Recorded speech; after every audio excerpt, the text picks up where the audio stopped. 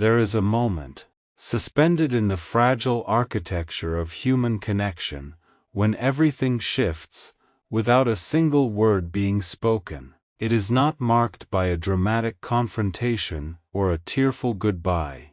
It arrives quietly, almost imperceptibly, like the first breath of autumn, threading itself through the last warm days of summer. You may not have noticed it at first. You may have been too busy carrying the familiar weight of wondering, of waiting, of pouring yourself into the quiet hope that things would eventually settle into the shape you had been praying for.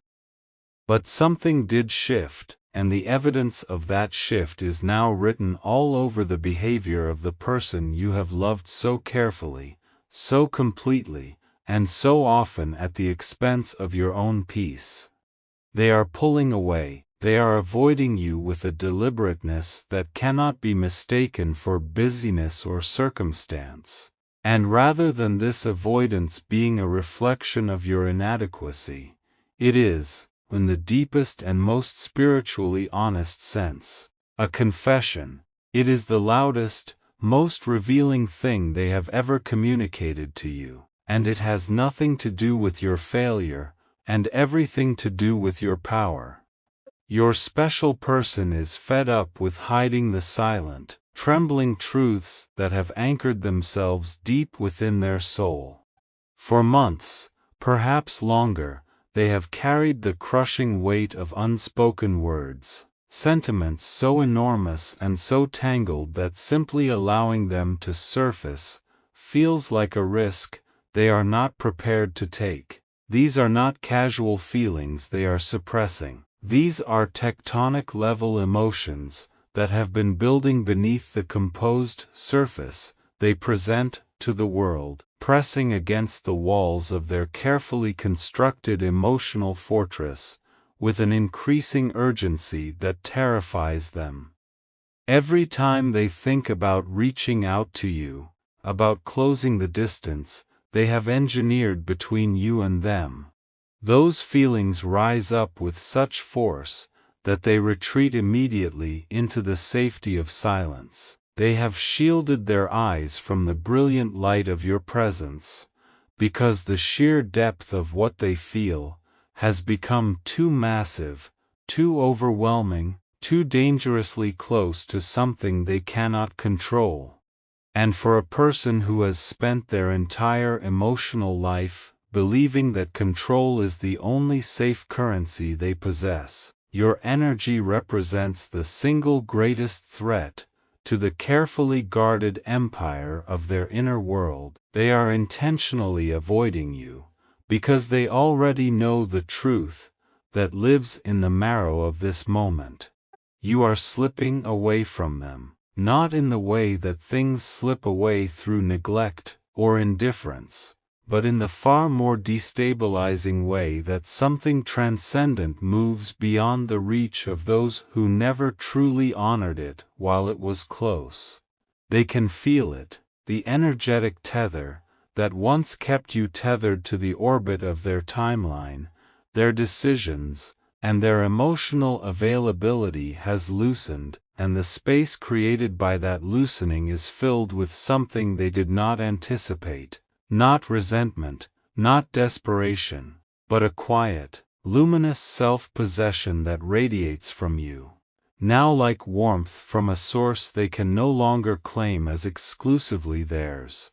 They see the subtle shifts in your orbit. They notice the way your gaze has begun to wander toward new horizons that have nothing to do with them, the way your attention is being gathered up and redirected inward, toward your own becoming. They witness the quiet, independent strength that has been building within your spirit, brick by patient brick, day by deliberate day, and to stand before you and watch this slow, beautiful departure in real time is a torment they simply cannot endure.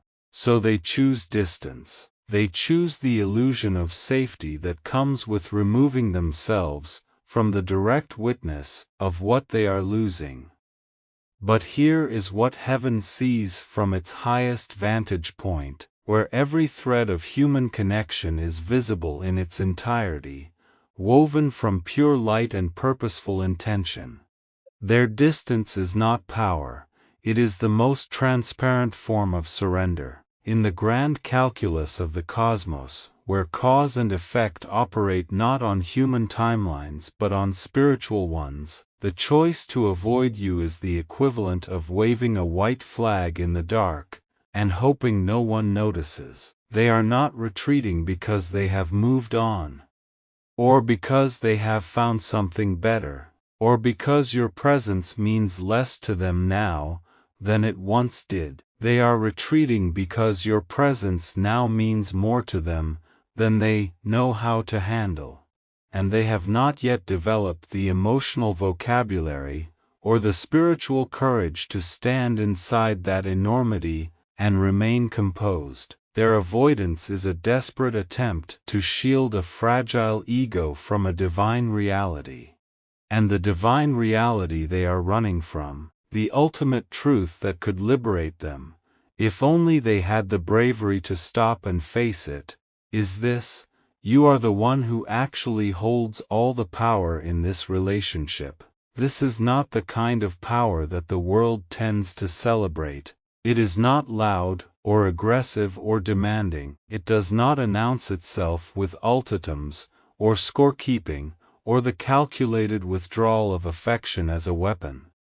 The power you now carry is of an entirely different order. It is the celestial power of a self-contained soul, the kind of inner authority that emerges not from having conquered another person, but from having, at long last, come home to yourself. It is an energetic frequency so deeply grounded and so genuinely pure, that it naturally and effortlessly shifts the gravity of every single person who enters your field. And for someone who has grown accustomed to a version of you that was still learning your own worth, still seeking confirmation from their eyes, still folding yourself slightly smaller, so as not to overwhelm the space they were willing to offer you, this new version of your energy is profoundly disorienting. They do not quite know what to do with you that no longer needs them to be okay.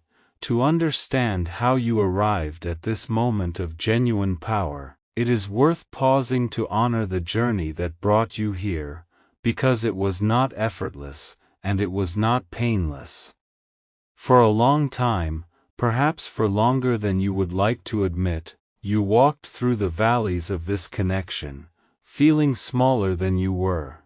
You wondered, in the quiet hours, when honesty is impossible to avoid, whether your worth was truly reflected in the way they saw you.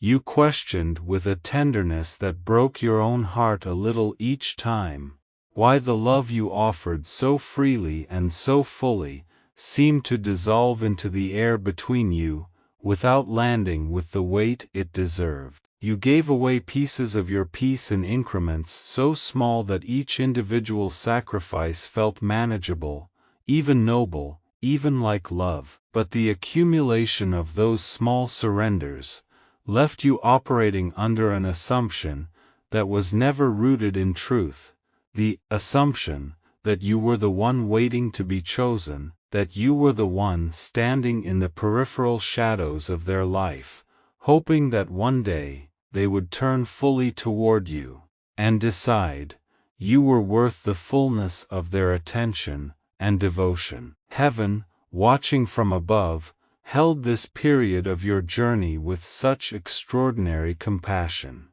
Because the illusion of smallness that you carried was never a reflection of your actual stature. It was the residue of old stories, old wounds, old patterns of love that taught you to earn what should have been freely given. It was the consequence of being in a dynamic, where one person's hesitation was framed as a kind of power, and the other person's abundance of feeling was unconsciously positioned as a vulnerability to be managed, rather than a gift to be received. You did not create this imbalance through weakness. You inherited it through the honest and beautiful act of loving someone more transparently than they knew how to love you back. And you endured it not because you lacked self-worth, but because you possessed something even more rare and more spiritually sophisticated than self-preservation. You possessed an almost bottomless capacity for faith in the potential of love. But heaven does not allow its children to remain indefinitely in the shadows of their own diminishment. There comes a point, orchestrated not by chance but by divine design, when the weight of the smallness becomes heavier than the fear of changing. And in that moment, something inside you made a decision. Perhaps it was not dramatic, perhaps it did not feel like a turning point when it first happened. Perhaps it was as quiet as simply choosing, one unremarkable afternoon, to stop waiting, and to start filling your own life with the attention and investment you had been directing outward. Perhaps it was the first time you chose your own peace over the anxious monitoring of their signals. Perhaps it was the moment you realized that the version of love you had been accepting was so far beneath the quality of love your soul was actually capable of holding that to continue accepting it would be a form of spiritual self-betrayal. Whatever the specific moment was, something shifted in your energetic signature with such decisive clarity that the universe itself registered the change. And so did your special person. The shift they felt was not something they could have articulated clearly if pressed. It was not a logical observation so much as a visceral, almost cellular recognition that the landscape of your connection had fundamentally changed. Where your energy used to feel like a warm, reliable harbor, they could navigate toward, at their convenience returning to you, whenever the rest of their world felt turbulent and uncertain. Your energy now felt like something vastly different. It felt like a vast, unpredictable ocean, magnificent and deep and impossible to fully contain or claim. The familiar comfort of knowing you would be there, exactly where they left you, exactly as available as you had always been, was suddenly and irreversibly gone. In its place was something that simultaneously drew them and frightened them, a you that was fully, unapologetically, in motion. A you that had turned the focus of your considerable capacity for devotion inward, toward your own healing, your own growth, your own radiant becoming. A you that was investing in your own life, with the same wholehearted energy you had once almost exclusively directed toward the hope of this relationship. And that version of you, that self-possessed and forward-moving, and quietly brilliant version of you, was both the most beautiful thing they had ever witnessed, and the most terrifying, because the terrifying realization that arrived for them in the wake of your transformation was this: you were evolving, you were ascending, step by luminous step, to a version of yourself that occupied a higher frequency of existence. And the distance between where they stood in their own unresolved emotional landscape, and where you were headed, was growing wider with each day that they chose avoidance over action. They understood, perhaps not in words, but in the deep wordless, knowing that the body carries when the mind refuses to process difficult truths, that they were being presented with the most consequential choice they would ever make in the context of this connection. They could find the courage to examine themselves honestly, to do the deep and uncomfortable work of healing their own wounds, stepping out of the shadows of their own fear, and rising to meet you where you were. Or they could remain frozen in the comfortable paralysis of their avoidance, and be left behind in the luminous wake of your ascent. Both options were available to them. Neither option changed the direction of your trajectory. In the quiet spaces of their solitude, in the hours they spend alone, with the noise of their distraction turned down low enough that the truth can finally be heard, your special person is engaged in a wrestling match of the most profound kind. They are wrestling with their own reflection. In the mirrors you have unknowingly placed before them, simply by becoming more fully yourself. Every moment they spend avoiding you is a moment spent in the excruciating company of their own unprocessed inadequacy.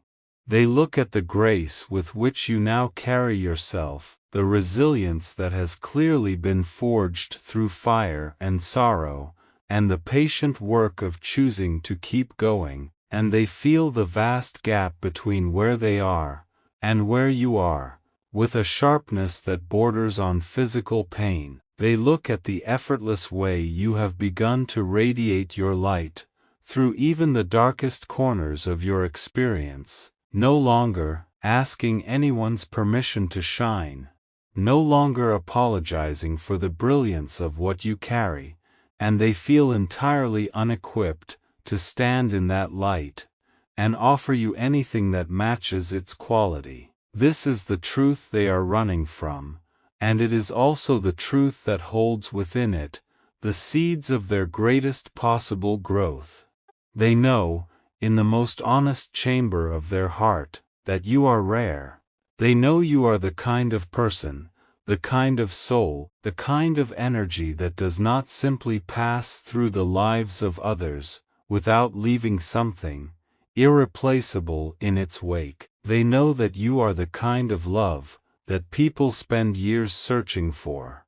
After it is gone, the kind of connection that becomes the invisible measuring stick against which every subsequent relationship is held and found wanting. And they know that they have treated you with a casualness that borders on the criminal, a breezy, convenient indifference that did not begin to honor the celestial currency of who you actually are. They know they handled what was rare as if it were common.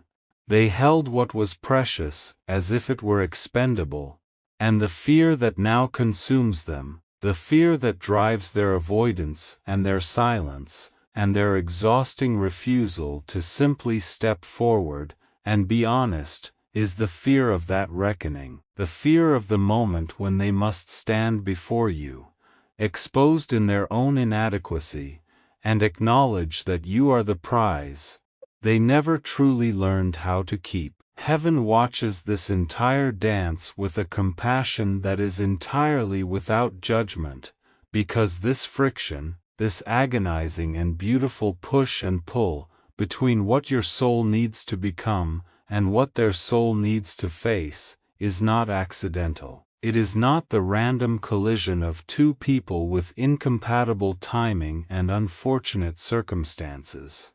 It is the deliberate, perfectly orchestrated curriculum of the universe, designed to wake you both up to the truest nature of who you are and what you are capable of. You were never meant to be a supporting character in the narrative of someone else's comfort, bending and reshaping yourself to fit the contours of their emotional availability, as if your own shape did not matter. You were never meant to orbit a center that did not reciprocate your gravity. You are a sovereign creation, an intentional and unrepeatable spark of the divine, sent into this particular human experience to know love in its highest, most authentic, most soul-expanding form, not the diminished version, not the version that leaves you questioning your own worth at 2 a.m, not the version that asks you to be grateful for the crumbs of attention from a table that should have been laid for you in full. The universe, in its infinite wisdom and its breathtaking patience, has been working on your behalf in ways you perhaps have not yet fully recognized. Every moment of uncertainty you endured in this connection was building something within you. Every question that went unanswered was teaching you to find your own answers. Every time you reached for validation from outside yourself and found the supply unreliable, you were being slowly, sometimes painfully redirected to the only source of validation that was ever truly sustainable, your own unshakable sense of your own value. The sleepless nights were not wasted. The prayers that felt like they were rising into silence were not ignored. The tears were not shed in vain. Every single experience of this journey was serving the magnificent and non-negotiable purpose of bringing you to this exact moment, standing in the full possession of your own power, needing nothing from anyone to confirm that you deserve everything. And now, from this place of quiet, earned authority, look at what you have become. Look at the way your energy has reorganized itself around a central truth that could not be argued with or negotiated away. You are enough. Not almost enough. Not enough under certain conditions, or if you adjust this particular quality, or stop wanting so much. Simply, completely, cosmically enough. The version of you that stands here now, in the full possession of that, knowing is not the same person who once folded themselves, smaller to fit inside the limited space someone else was willing to offer. That person has been loved into extinction by the very experiences that felt at the time like the most painful chapters of your story. What has emerged in their place is someone who occupies their own life with a fullness and a presence and a self-determined joy that does not wait for external conditions to align before it chooses to flourish. This is precisely the quality that is unraveling your special person from the inside. Not your unavailability, not any effort on your part to perform indifference, or to manufacture distance as a strategy. Simply the authentic, bone-deep reality that you have become someone who is genuinely thriving in the direction of your own destiny. And that thriving does not require their participation to be real. The independence of your joy is what they cannot reconcile themselves to. Because as long as your happiness was partially contingent on their attention and affection, they held a kind of unconscious leverage over your experience. They could, without being fully aware of the dynamic they were maintaining, regulate the temperature of your world, simply by controlling the degree to which they offered you access to their warmth. That leverage no longer exists. The dial they once held has been removed from their hands entirely, not by an act of retaliation on your part, but by an act of genuine self-liberation on your own. And the absence of that leverage leaves them feeling something they are entirely unaccustomed to feeling in relation to you. Powerless. There is a particular kind of loneliness that comes from watching someone you love step fully into their own sovereignty. And it is different from any other kind of loneliness. It carries within it the sting of regret, the ache of a missed window, the dawning and horrible recognition that the thing you most wanted was being offered to you freely, and you were too afraid, too distracted, or too tangled in your own unresolved emotional history to receive it with the fullness it deserved. This is the loneliness your special person is living inside right now, in the silence of their self-imposed distance. It is not a comfortable place to be, and heaven does not intend for it to be comfortable. It is intended to be instructive. It is intended to press on every unexamined assumption, and every convenient habit of avoidance, until the pressure becomes sufficient to motivate change. Whether they ultimately respond to that pressure, with the courage to transform, or whether they allow fear to keep them rooted in place, is a choice that belongs entirely to them, and to the divine timeline of their own evolution. What you must understand, with every fiber of your being, is that their choice does not define your outcome. Your trajectory is not conditional on their decision. Your ascent is not waiting for their approval, or their participation, or their 11th hour realization that they should have shown up differently. You are moving forward, not because you are running away from this connection, but because your soul has an appointment with its own highest expression, and that appointment is kept regardless of who chooses to walk alongside you. The universe has made a promise to the light that lives within you, and that promise is honored in full, with or without the companionship of this particular person, at this particular time. This is perhaps the most liberating truth of all, and it is also the one that requires the greatest courage to hold. Because part of you, the tender, loving, deeply feeling, part of you that has invested so much in this connection, naturally wants the resolution to look a certain way. Naturally hopes that they will have their awakening, that they will step out of the shadows of their own fear, that they will choose growth over comfort and reach for you, before the distance becomes something neither of you can navigate back across. That hope is not naive. It is not evidence of weakness. It is evidence of the extraordinary capacity for love that has always been one of your most defining qualities. But the hope must coexist with the knowing that your completeness is not contingent on the fulfillment of that particular outcome. You are already whole. You are already worthy. You are already, in the most cosmic and irrevocable sense, held. The cords of energetic dependency that once tied your sense of self to their response have been severed, and this severing is not a loss. It is one of the most significant acts of divine grace you have ever received, because those cords, while they felt like love, were functioning as limitations. They were keeping you tethered to a smaller version of your own story, waiting in the antechamber of someone else's readiness, rather than walking through the doors that were always open to you alone.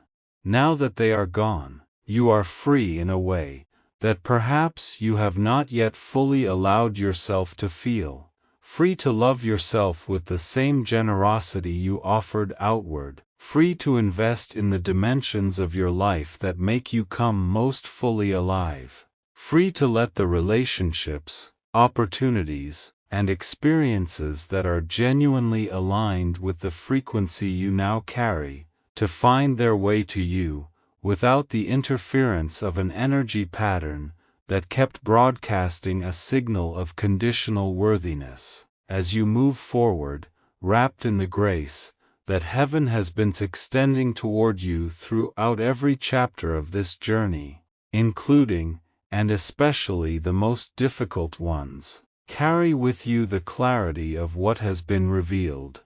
Do not interpret their silence as your failure. Do not allow the absence of their voice to become the presence of self-doubt. Their avoidance is the most eloquent confession they are capable of making at this point in their own evolution. And what it confesses is not your inadequacy, but your irreplaceability. It confesses that they have looked at what you are, and they have recognized, perhaps with a clarity that arrived too late, and too uncomfortably, that they are in the presence of something they do not know how to hold, with the care it deserves.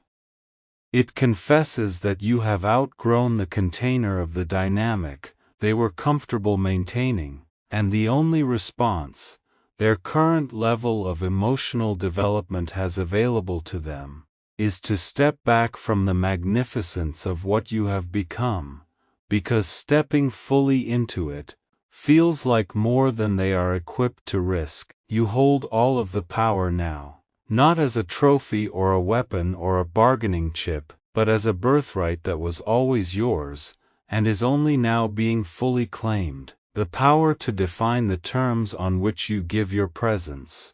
The power to choose, with clear eyes and a grounded heart, what you will continue to grace with your energy, and what you will gently release. The power to love fully and deeply and without apology, while simultaneously loving yourself enough to never again accept less than what your soul knows it deserves. The power to let this story unfold at the pace and in the direction that heaven is guiding it, trusting that the divine architecture of your life is being constructed with a precision and a purposefulness that your human perspective cannot always fully perceive, but can, if you are still enough and brave enough, begin to feel, if they find the courage to heal, if the agonizing weight of your absence becomes sufficient to crack open the shell of their avoidance, and reveal the tender, undefended heart that lives beneath it, that possibility remains open within the grace of the universe. It remains open, not as a result of any strategy on your part, but as a natural consequence of the love that is real between you, love that does not evaporate, simply because it has been complicated, or poorly expressed, or temporarily buried beneath layers of fear and silence. But that possibility is not yours to manage or engineer, or hold your breath waiting for. It lives in the space of divine timing, in the realm of free will and personal responsibility that belongs exclusively to each individual soul. Your role in this story is not to wait. Your role is to walk into the fullness of what you are becoming with a deliberateness and a joy that honors the extraordinary journey it took to get here. Walk toward the life that has been calling your name from somewhere beyond the edges of this particular chapter, the life that is populated by connections that recognize your worth without being prompted, by love that does not make you feel small, by a version of belonging that requires no negotiation of your fundamental dignity. Walk with the knowledge that the heavens are not merely observing your journey with detached interest, but are actively participating in it. Clearing pathways, aligning encounters, orchestrating the precise experiences you need to continue your evolution toward your highest self. You are not walking alone.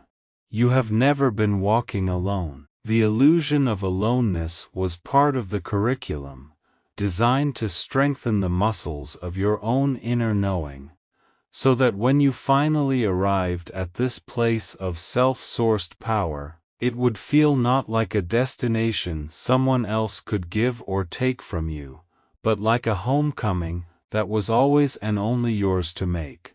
Step boldly into this power. Let the full weight of it land in your body, in your choices, in the way you hold your own name. Honor the divine space you occupy in this universe, not as a concept but as a lived daily practice of choosing yourself, choosing your peace, choosing the version of love that asks you to expand rather than contract. Know, with the certainty of someone who has been through the valley and come out the other side, carrying something that fire cannot destroy, that you are deeply, irrevocably, unconditionally held by the love that governs all things.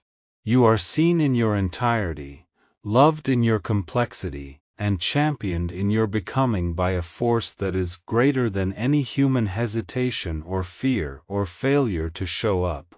That force is always in your corner. That force is the ground beneath your feet, even when the path ahead is not yet clearly visible. Your special person will either rise to meet the light you are casting, or they will remain in the place where their own fear has kept them, watching your glow from a distance that feels safer than the risk of being transformed by it. Either way, your light continues. Either way, your life continues to expand in the direction of its greatest expression. Either way, the universe keeps its promise to you, and you keep walking, shining, ascending, and becoming the fullest possible version of the soul that arrived in this world, carrying gifts too sacred to be indefinitely hidden, too powerful to be permanently contained, and too luminous to be dimmed by anything other than a willing choice. And you, standing here now in the truth of everything you have endured, and everything you have become, are not willing to dim, not anymore, not for anyone, and that refusal to diminish yourself is not an act of pride or coldness or self-protection. It is the most profound act of love available to you, love for the divine life that has been entrusted to your keeping, love for the soul that has earned the right to take up space, love for the extraordinary future that is already being built for you in the invisible realm, waiting only for you to arrive and receive it in full.